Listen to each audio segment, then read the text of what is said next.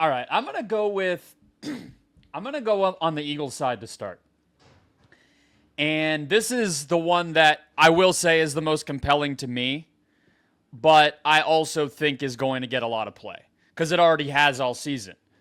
Saquon Barkley's on the cusp of the best running back season ever. I think he's 29 yards away from Terrell Davis's record for total yards across the regular season and postseason.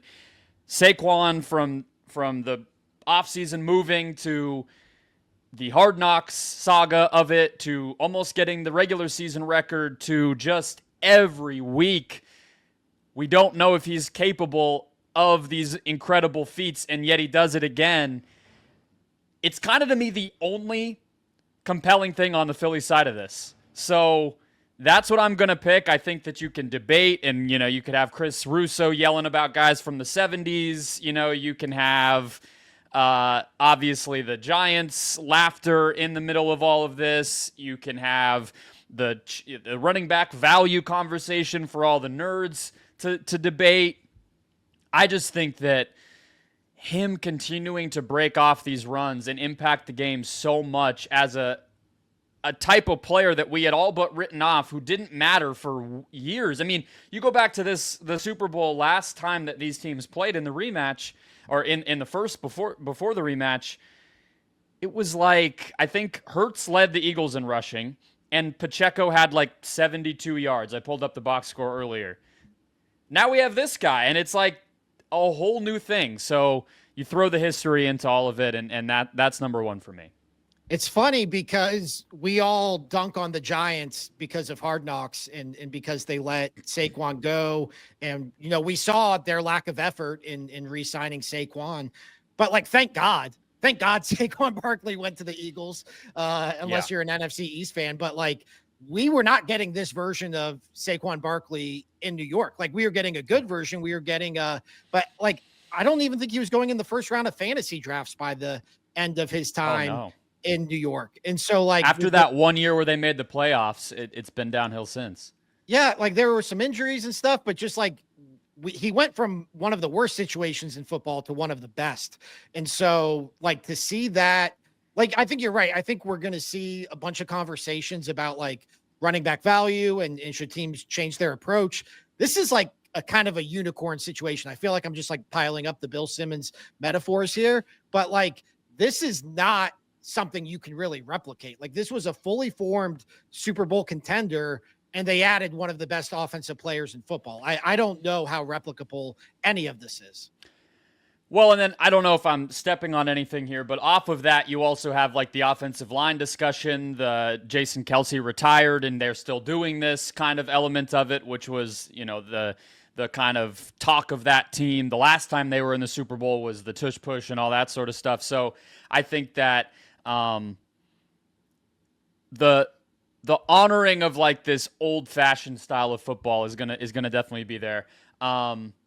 This one's also near and dear to my heart. I was at the 2017 Fiesta Bowl that Saquon had the 92-yard rushing touchdown in, and I've just kind of had a soft spot for him ever since because I've just never seen a dude do stuff like that on a football field. So it's just crazy. If you had asked me, could he replicate this 8 years from now in the NFL, still changing games with longer runs than anyone could ever dream of having in big games? And the answer was yes. I probably would have believed you because my jaw was on the floor watching him, but it's still crazy impressive that he seems to be getting better with age, or maybe just escaped New York and found a way to do it. All right, what's your first pick here? So this is one that it actually got started during the AFC Championship game, thanks to Tony Romo and Jim Nantz. But I'm going to go with is Patrick Mahomes the GOAT conversation, because I think that is something that's really in play here. I think that, obviously, even if the Chiefs win, he'll have 4 Super Bowls. Tom Brady has 7. But I do think and we've seen this with LeBron, at a certain point, you stop counting the rings and it just becomes a discussion. And I think after the last Super Bowl, we were already kind of there with Mahomes. And now if you factor in a three-peat, which is something he can say he did that Tom Brady never did and that nobody's ever done, then I think this becomes a real discussion. Then you factor in that Tom Brady's going to be on the call of the game. I just think it's a cool aspect of this. And as long as the Chiefs win, which they might not do, I think this is, it's a 1.5 point spread. So really a coin flip type of game. But if the Chiefs win, which would be my post game programming, like this is going to be the dominant conversation. And I expect it to be one of the big topics of conversation heading into the game. And I think it already is. What interests me about that is the fact that Brady is calling this game, right? Like that, I think is the other part of it. I don't know if he is going to appear anywhere. It's sort of been random when he decides to go on the herd or do some one-off thing on the Let's Go podcast that he used to host. He pops up there from time to time and obviously has done some other things. I don't know if we'll hear it outside of the 4 hours he's on TV calling the game, but that'll be plenty for me because that's, again, like, not to always make Tom Brady the main character of our podcast, but, like, that's why you hire him for this exact type of situation. I thought his Hurts commentary in the NFC Championship game was amazing. I learned actually, like, a lot watching that, which is the first time I guess I would say that about quarterback play, particularly from Brady. I thought he, the week before, did a good job more in the game situation and kind of mentality stuff, but the Hurts breakdown was great. If he can make me appreciate Mahomes more while also being a stand-in for himself as Mahomes potentially overtakes him or people start being ready to have that conversation, that'll be pretty cool. But also, is there a component where Brady kind of pushes back on that and throws some water on it intentionally to just get out in front of it? Yeah. And I mean, I don't think you're ever going to see Tom Brady like get in the booth and say, I bequeath GOAT status to Patrick Mahomes. He is the new GOAT. Like he is not going to do that. I think we might hear some comments like defending his own legacy, maybe passive aggressively, but let's see him get back here in 10 years and do it a couple more times. Something like that. Yeah, I mean, we saw that side of him come out when he was calling Baker Mayfield's game after the comments that Baker Mayfield made about the Bucs not having fun. And so I think that's a special, like, I mean, I kind of roll my eyes. I'm sure you do too at like, is he the GOAT? Is he not the GOAT? Because we've been so beaten over the head with it thanks to the NBA. But like, I think when you factor in, like, what if Michael Jordan was calling the 2016 NBA Finals? Like that would be the equivalent of what we're about to see here with Tom Brady calling the Chiefs' chance at three-peating, which is something that he never did and that nobody's ever done. All right. I'll jump to, it's sort of, I wanted it to be two guys that could both be headed in a certain direction here, but it feels like Andy Reid is not going to retire, and that story has kind of gone away. So I'll just say Travis Kelce retiring. I haven't really, I mean, I'll just say, like, my shift at Awful Announcing was a little later today, so I didn't watch, like, all the content. I haven't necessarily been plugged in. I haven't seen it a lot yet. And so maybe it's just coming, or the media is sort of waiting for a hint at it or something like that. But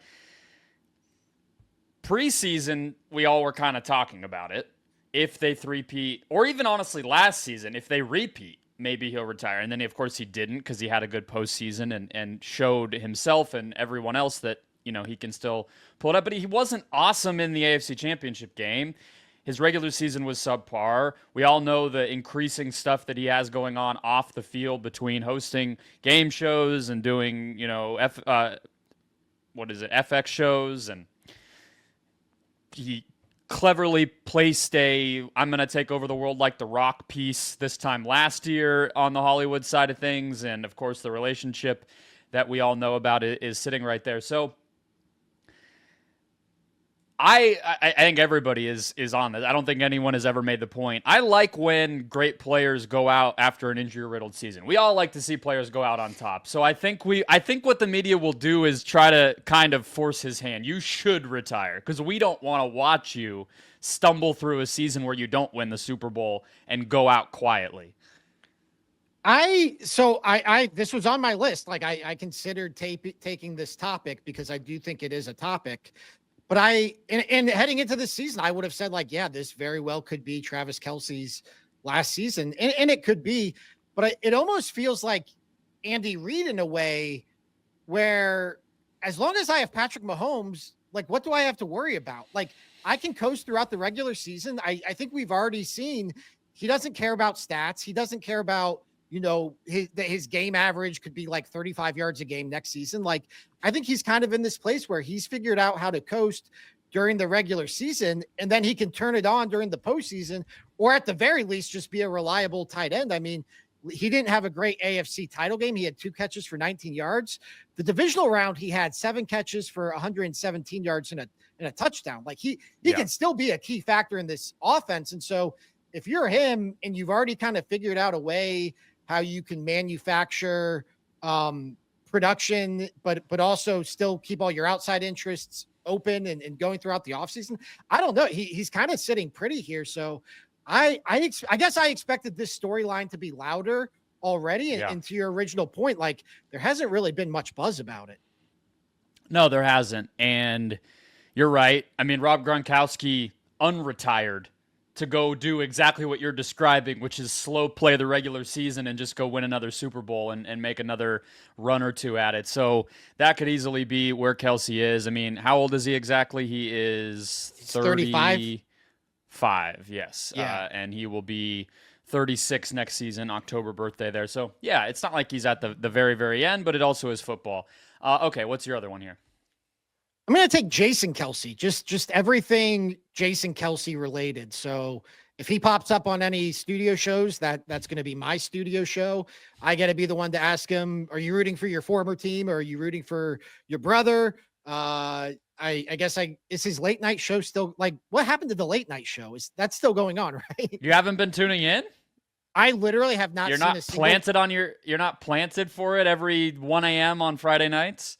I'm like not trying to be funny or mean. I have not seen a single clip since we talked about the very first episode. Like, it's whatever they're doing with this show is not mainstream.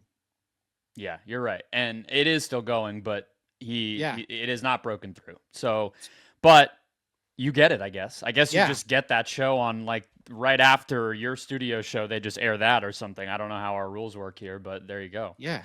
I thought I saw a report that, like, they're happy with it and they want to keep it going. So Burke Magnus at ESPN said that they expect it to continue beyond the Super Bowl. The trial run was basically like just during the playoffs. It's supposed to end after, or like the weekend of the Super Bowl, but I guess it's going to keep going. My question is, what the hell are they going to talk about when there's not football going on?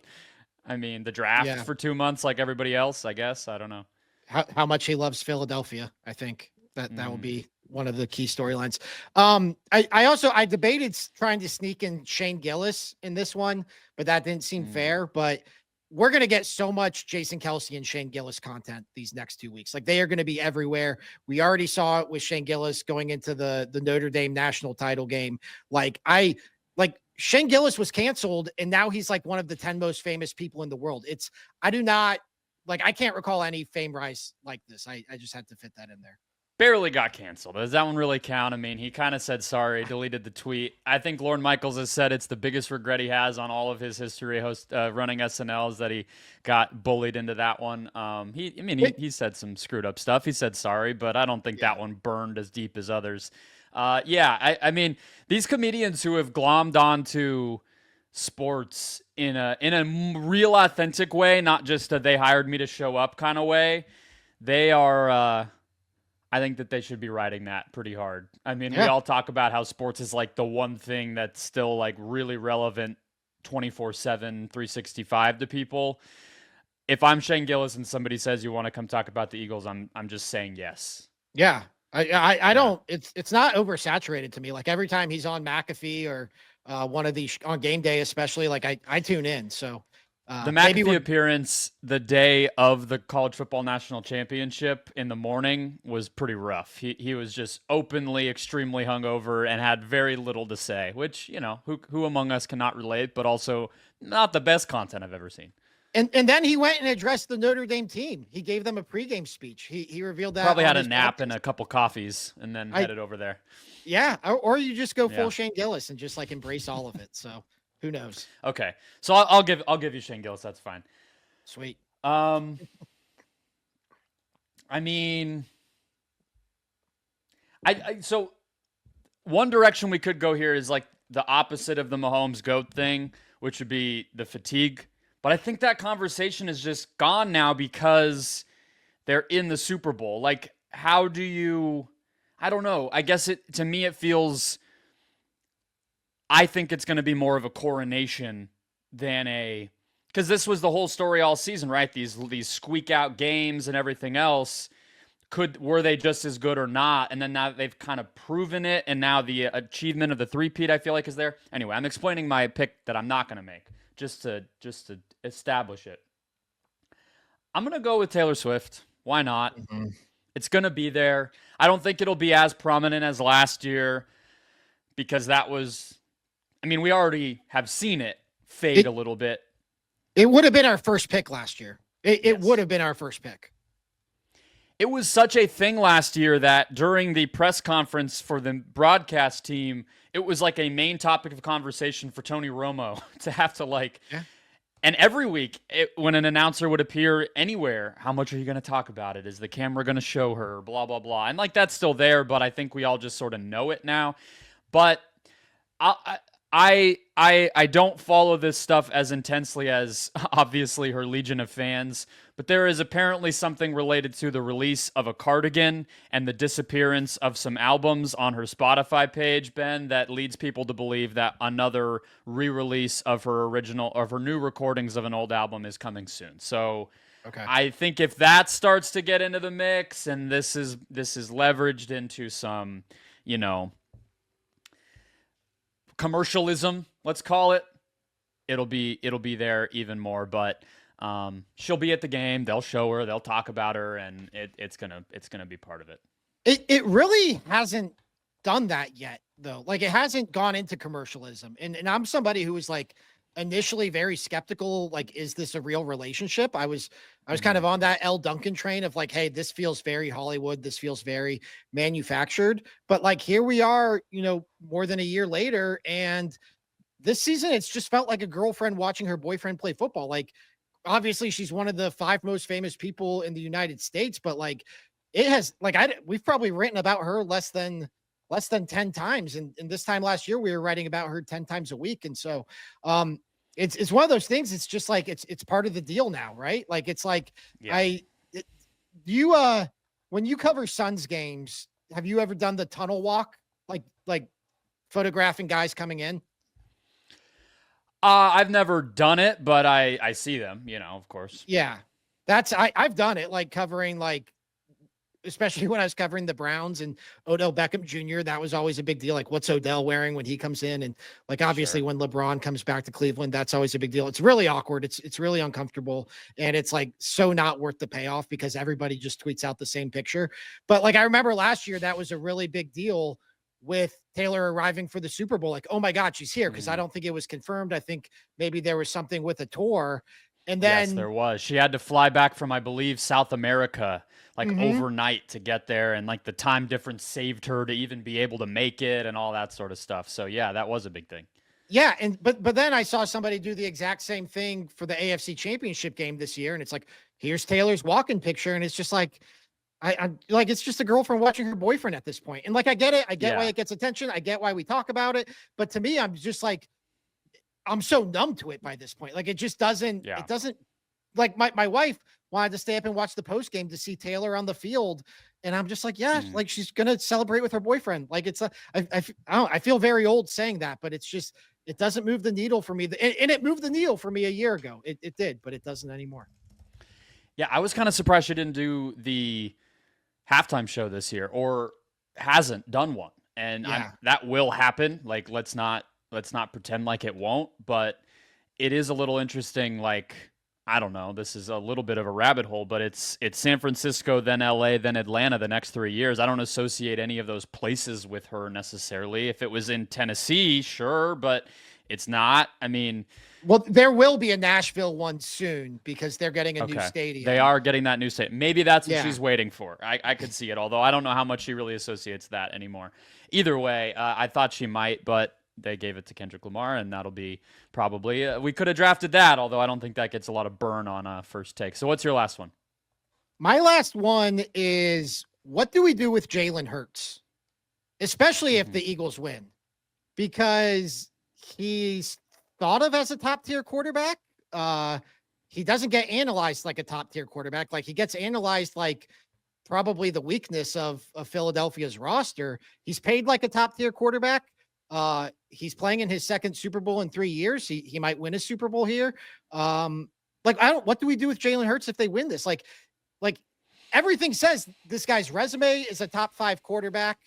And yet, like, if you and I were to draft quarterbacks, I don't even know if he goes in the top 8 at this point, or the top 10 even. Like, it's definitely not the top 5. So, I just can't remember like a player like Jalen Hurts where he has all these accomplishments. He has endorsement deals, like very popular player, but like, I don't feel like he gets respected, maybe fairly, from like the football community because he's not like a pure passer. Like he's not, he has flaws in his game, dating back to Alabama.